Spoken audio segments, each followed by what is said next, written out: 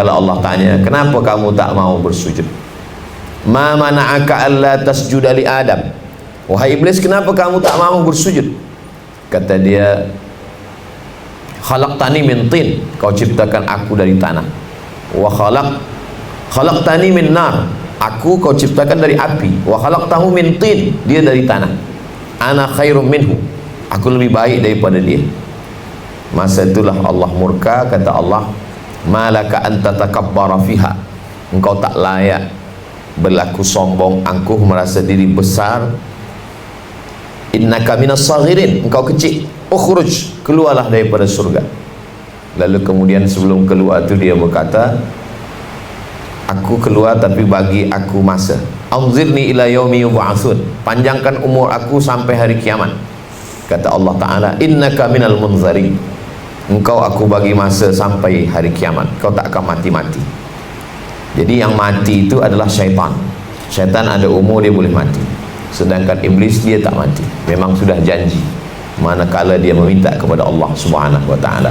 Kemudian dia berkata, la'atiyannahum min baini aidihim, aku akan datangi anak cucu Adam itu dari hadapan, wa min khalfihim, dari belakang, wa an aymanihim, dari kanan, wa an syama'ilihim, dari kiri, wa la tajidu aktsarahum syakirin, dan kebanyakan mereka itu tidak bersyukur kepada engkau. Jadi apa yang kita tengok hari ini sebenarnya adalah awal asal muasal daripada cerita kisah dua makhluk yang saling bermusuhan. Ba'dukum li ba'din adu, nanti manakala kamu dua-duanya turun ke bumi, kamu saling bermusuhan. Yang satu mengajak kepada kebaikan, yang satu sentiasa mengajak kepada keburukan, sampailah akhirnya mati menghadap Allah. Mudah-mudahan kita selalu menang melawan bisikan-bisikan syaitan ini. Termasuklah kenapa kita jaga subuh. Yang pertama kita sebut nama Allah, alhamdulillahilladzi ahyana ba'da ma amatana wa ilaihin nusyur.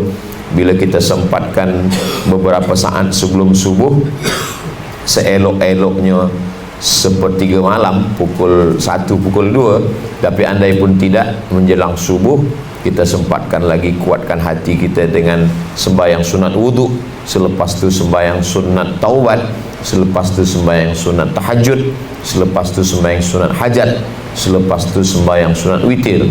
Andai tak dapat, maka paling tidak 2 rakaat tahajud pun jadi.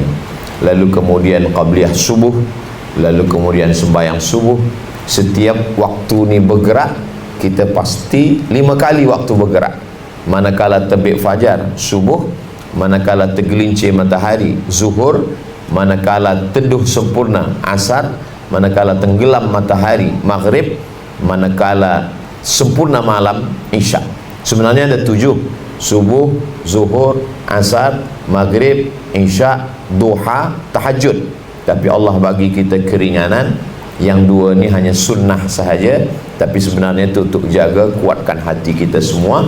Dan di antara stesen-stesen ini, dari subuh ke zuhur, zuhur ke asar, asar ke maghrib, maghrib ke isya, dia ada yang disebut dengan zikir. Alladzina yadhkuruna Allah, mulut menyebut, hati mengingat, maka disebut dia khannas. Qul a'udzu birabbin nas, malikin. Khannas maknanya bersembunyi, macam tikus bersembunyi bila ada kucing. Bila kucing pergi, dia keluar. Bila hati kita berzikir, dia bersembunyi. Bila kita lalai, dia keluar. Maka tiap-tiap langkah ada bacaan. Kita nak masuk tandas, Allahumma inni a'udzubika minal khubuthi wal khaba'is. Manakala di dalam, kita tak boleh sebut nama Allah, tak boleh sebut bismillah, tak boleh sebut Allahu Akbar. Manakala keluar, kita katakan ghufranaka. Kenapa bila keluar kita katakan ampunkan aku? Kita tak ada buat dosa. Sebab manakala di dalam kita tak sebut Allah, manakala kita keluar kita katakan ghufranaka, ampunkan aku ya Allah. Jadi bila kita berhenti, maka dia keluar. Bila kita berzikir, dia bersembunyi. Khannas, makhluk yang bersembunyi. Dan dia berjalan, asyaitanu yamshi yajri majrad dam, dia mengalir dalam aliran darah. Maka setiap jantung berdegup, jantung berdetak, darah mengalir, dia bekerja. Bila dia berhenti, bila jantung berhenti berdetak, jantung berhenti mengalir, dia berhenti bekerja. Makanya orang tidur, dia tak bekerja. Orang yang pengsan, orang yang mati. Madamat arwahuhum fi ajsadihim. Selama roh ada dalam jasad manusia, dia akan terus. Bila roh dah keluar, maka disitulah kita rehat. Jadi bila ada orang semasa hidup, dia kata, bilalah kita ni rehat daripada melawan bisikan-bisikan ini, tak ada rehat sampai akhirnya kita husnul khatimah. Selama ni kita terus, Allah menolong. Walladzina jahadu fina, orang yang bermujahadah. Ada dia mujahadah dengan banyak sembahyang sunat, bermujahadah banyak puasa sunat, bermujahadah dengan segala amal, lanahdiyannahum subulana, maka kami akan tunjukkan jalan-jalan kami. Orang dia belum sembahyang, dia kata jangan sembahyang. Jangan sembahyang, tak usah sembahyang, tak ada guna sembahyang, tunggu sembahyang lepas tua. Bila kita sembahyang, dia ganggu dalam sembahyang. Dia kata handphone tadi yang lupa letaknya di sini, kunci tadi di sini, semua ada ini belum mati, ini pintu belum tertutup. Itu memang kerja dia. Bila kita lepas sembahyang, maka dia katakan sembahyang engkau yang paling khusyuk, engkau dah penghuni surga, yang lain tu penghuni neraka, engkau yang lebih mulia. Bila dia tak berhasil bisikkan manusia untuk buat jahat, dia bisikkan engkau paling baik. Jadi untuk ke saya, mungkin syaitan tak bisikkan ke saya nak buat riba, nak buat haram, tapi dia bisikkan engkaulah yang paling mulia Abdul Somad, amal engkau banyak, engkau lebih daripada orang lain. Jadi dia sentiasa ada cara-cara.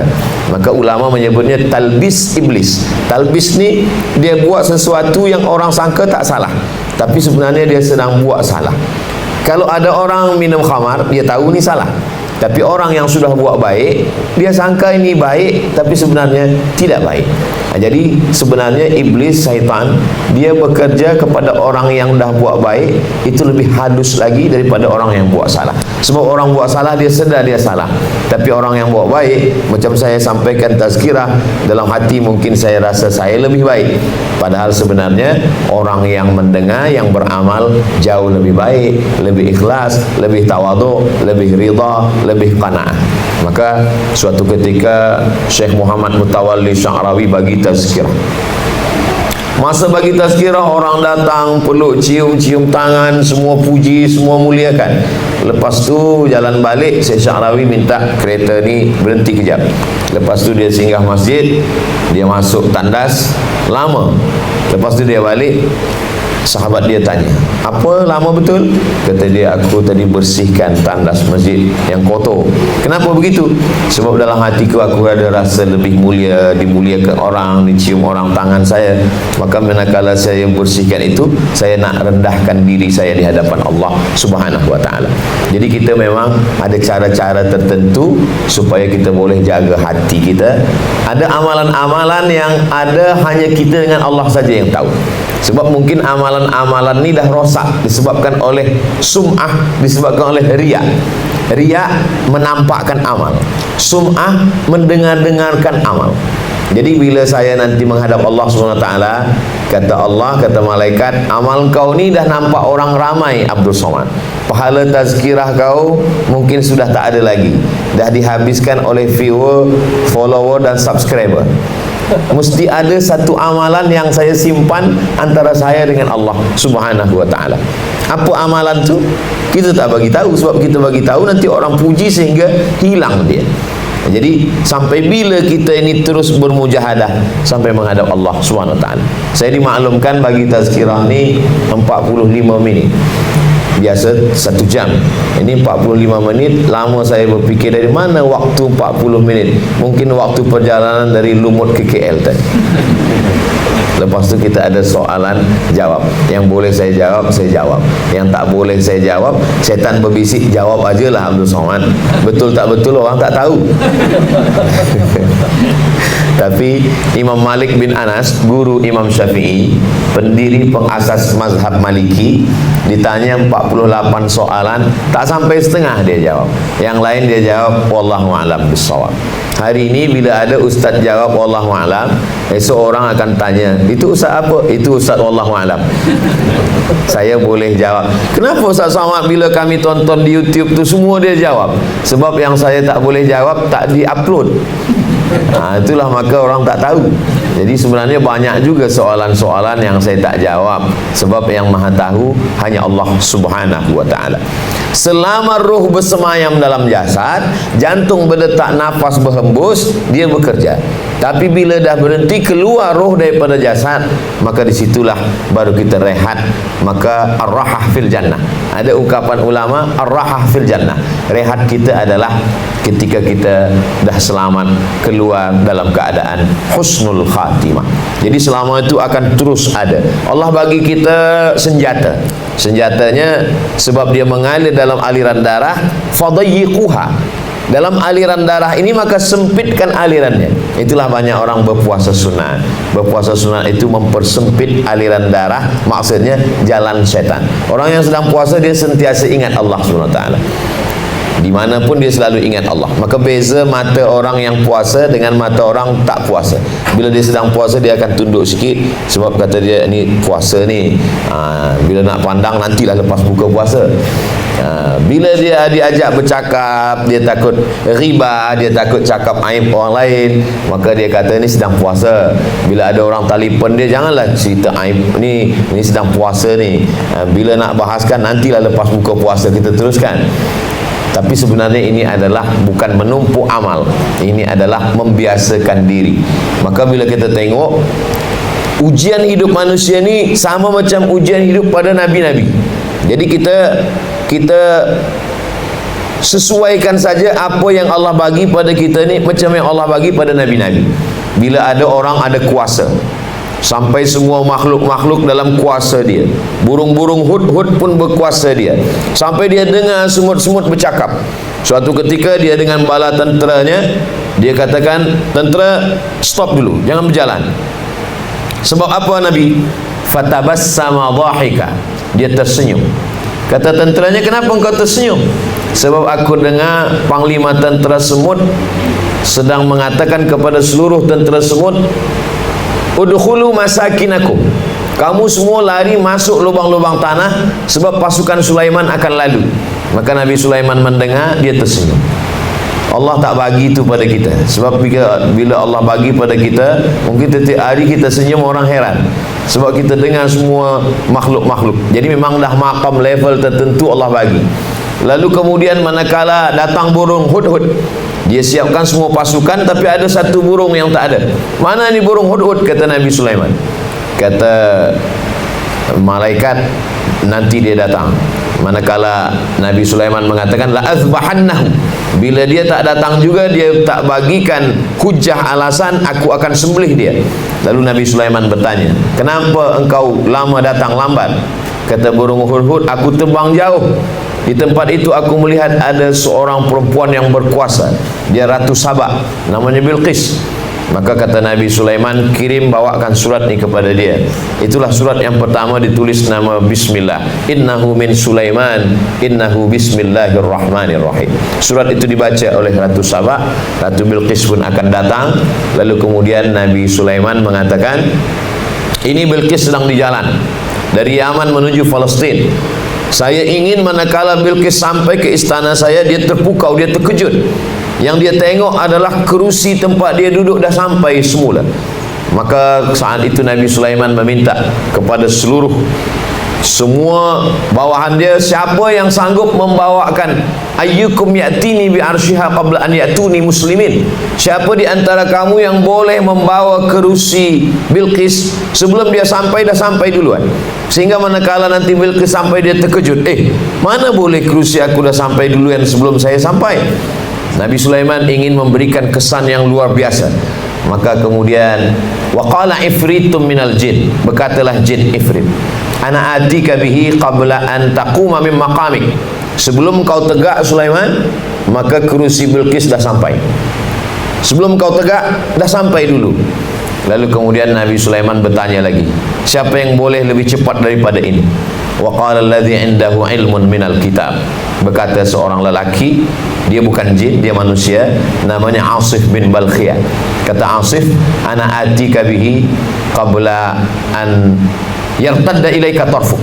Saya boleh mendatangkan kerusi Bilqis sebelum mata engkau berkedip. Maka Asif bin Balkhiyah menang, jin Ifrit kalah. Jadi bila hari ini ada orang masih berkawan dengan jin, minta tolong pada jin, sebenarnya jin dah lama kalah. 3000 tahun lalu dia dah kalah cepat dengan manusia. Tapi manusia masih lagi meminta berkawan, minta tolong dan lain sebagainya. Maka kata Nabi Sulaiman, engkaulah yang menang sebab engkau lebih cepat. Hari ini mana yang lebih cepat, itulah yang menang. Maka saya alhamdulillah diberi waktu yang lebih cepat, tapi belum lagi secepat jin Ifrit dan Asif bin Balkhiyah. Tapi dah sampai mana-mana tempat berkat pertolongan Tan Sri, dakwah ini menjadi cepat. Mana tempat yang tak terjangkau, bila ada 2-3 tempat, maka hari ini boleh 3 tempat dengan kecepatan waktu. Sebenarnya Allah Ta'ala bercerita ni bagaimana di akhir zaman nanti ada manusia yang lebih cepat, dan yang lebih cepat daripada itu adalah perjalanan Isra dan Mi'raj. Subhanalladzi asra bi'abdihi lailan minal masjidil haram ilal masjidil aqsa, sampai kepada Sidratul Muntaha. Mungkin nanti sebelum hari kiamat manusia akan mencapai kecepatan ini lebih. Saya masih ingat lagi mula sampai di Kahira tahun 1998, ambil gambar, lepas tu cetak gambar, print, lepas tu masukkan surat, kirim ke kampung, seminggu baru sampai. Lepas tu kirim balik, 2 minggu baru sampai. Sempat lupa cerita dulu, baru datang balasan. Sekarang adik-adik saya yang ada di Kahira, selepas 25 tahun, 1/4 abad, dia kirim gambar, dia kirim. Tapi baru setakat gambar saja. Nak berkirim kerusi tetap juga sebulan baru sampai.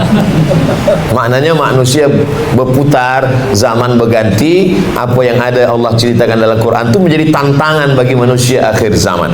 Jadi bila manusia berpikir cepat, maka sesungguhnya syaitan juga berpikir maju cepat untuk menggoda manusia. Dia ingin siapa yang paling banyak pengikut, siapa yang paling banyak. Jadi orang yang beruntung, yang menang adalah, kata Allah Ta'ala, walladzina jahadu fina lanahdiyannahum subulana. Sesiapa yang melawan ini, maka kami akan bagikan pertolongan kepada dia, ditolong Allah Ta'ala. Makanya lil insani lammatani, manusia ini ada 2 bisikan. Bisikan yang datang daripada malaikat disebut dengan ilham, bisikan yang datang daripada syaitan disebut dengan waswasah. Maka kita selalu minta kepada Allah supaya jangan sampai terkena waswasah. Pagi hari, awal subuh, petang hari, awal maghrib, awal malam, maghrib, awal siang, subuh. Maka lepas subuh kita baca biasa, qul a'udzu birabbin nas, malikin nas, ilahin nas, min syarril waswasil khannas, alladzi yuwaswisu fi sudurin nas, minal jinnati wan nas. Suatu ketika Nabi Muhammad SAW seakan-akan dia sudah melakukan sesuatu, tapi rupanya perbuatan itu belum dia lakukan. Seakan-akan seolah-olah dia sedang melakukan sesuatu, padahal sesuatu itu tidak dia lakukan. Jadi malaikat Jibril datang bagi tahu, ini ada seorang Yahudi yang sedang menyihir. Dia lakukan sihir ini melalui rambut. Rupanya rambut Nabi yang gugur, dia ambil, dia ikat pada 11 simpul tali, lalu kemudian dibuang dalam perigi. Malaikat Jibril bagi tahu, maka turunlah 11 ayat untuk membuka 11 simpul tali tersebut. Qul a'udzu birabbil falaq min syarri ma khalaq wa min syarri ghasiqin idza waqab wa min syarri naffatsati fil 'uqad wa min syarri hasidin idza hasad. Qul a'udzu birabbin nas, malikin nas, ilahin nas, min syarril waswasil khannas, alladzi yuwaswisu fi sudurin nas, minal jinnati wan nas. 11 simpul tali terbuka sebab turun 11 ayat. Itulah maka kita baca awal hari lepas subuh, awal malam lepas maghrib, supaya bila ada syaitan jin mengganggu kita, dan semua bomoh-bomoh, dukun-dukun, dia berkawan dengan setan sebab meminta kepada setan. Setan ini mungkin dulu pernah berkawan dengan datuk nenek kita. Selepas mereka meninggal, dia datang ke ayah kita. Ayah kita meninggal, dia datang ke kita. Sebab umur kita pendek, umur dia panjang. Dia masih hidup lagi, dia ingin terus berkawan dan selalu berhubungan baik dengan orang-orang yang selepas. Jadi suatu ketika saya ada tamu datang ke rumah. Kata dia, Ustaz Abdul Somad, saya lepas sembahyang mimpi dia nak bagi saya emas. Saya tanya, emas betul ke atau emas macam mana? Memang betul-betul emas. Dia letakkan dekat dia. Saya ambil gambar. Ni gambarnya Ustaz. Ini gambar emas. Oh. Lepas itu dia bagi kunci. Kuncinya dari emas juga. Ya, ni gambarnya Ustaz. Lepas tu dia bagi keris. Emas juga. Ya, ini gambarnya. Saya tanya, awak ambil? Saya tak ambil. Sebab saya takut, saya biarkan saja 2-3 hari dia hilang sendiri. Apa yang terjadi ni Ustaz? Saya tanya. Ayah awak bomo? Tidak. Datuk-datuk dulu memang ada. Mungkin dia ada kawan, selepas tu meninggal dia datang sekarang ke awak. Nasib baik dia tak datang ke saya. Kalau datang ke saya simpan emas tu. Lalu lama saya, dia buat anak dia 2 orang, seorang umur 5-6 tahun, satu lagi masih kecil umur 2 tahun. Lama saya tanya suami dia, isteri, kenapa tak ambil? Kami takut akidah kami rosak Ustaz. Nanti kami minta dengan dia, lama-lama kami lupa minta pada Allah. Yang kedua, kami tak ingin anak kami ini bagi makan haram. Lama saya berfikir, di hari orang susah nak mencari harta, tapi masih ada rupanya umat Nabi Muhammad SAW nak selamatkan anak isteri dia daripada makan-makan haram. Padahal kesempatan ada. Setengah orang berpuasa tak makan-makan, pergi ke gunung, pergi ke kubur, pergi ke laut, nak mencari jin. Ini jin tu datang, dia tak mau berkawan. Jadi sebenarnya itu juga ke dalam hati saya sebenarnya. Engkau Abdul Somad yang bagi tazkirah, mesti kita jaga diri kita dari jin. Kalau engkau yang dapat macam ni, belum tentu iman engkau sekuat dia. Jadi sebenarnya banyak cara Allah Ta'ala ingin mengajarkan kepada saya yang menyampaikan, yang mungkin selama ni belajar pada universiti, baca buku, baca kitab, tapi sebenarnya ada yang halus yang ingin diajarkan Allah melalui banyak jamaah. Kata pepatah, lain padang, lain belalang, lain lubuk, lain ikannya, lain orang, lain ujian yang dibagikan Allah. Setiap tempat saya jumpa manusia, macam-macam jumpa, macam-macam fikiran, macam-macam cerita, yang semuanya itu adalah bagian dari ujian yang diberikan Allah SWT. Ada yang diuji dengan kekuasaan, ada yang diuji dengan ilmu, ada yang diuji dengan populariti, ada yang diuji dengan harta. Tapi setelah saya berkeliling, saya berjumpa, saya mengalami, tak ada manusia yang lepas daripada ujian. Wa balawnahum bil hasanat, kami uji mereka pertama dengan hasanat, dengan yang baik-baik. Yang kedua baru wasayyiat, dengan yang tak baik. Ada setengah manusia berfikir kalau sakit dia sedang diuji, kalau sihat dia tak diuji, kalau dia ada kuasa dapat rahmat, tak ada kuasa dia sedang tidak diuji. Tapi bila kita tengok ayat Quran, wa balawnahum bil hasanat wasayyiat, yang baik-baik pun sebenarnya ujian juga. Banyak orang yang ketika diuji dengan yang tak baik, dia sukses, dia lulus. Tapi bila diuji dengan yang baik, di situ dah dia lupa kepada Allah Subhanahu wa taala.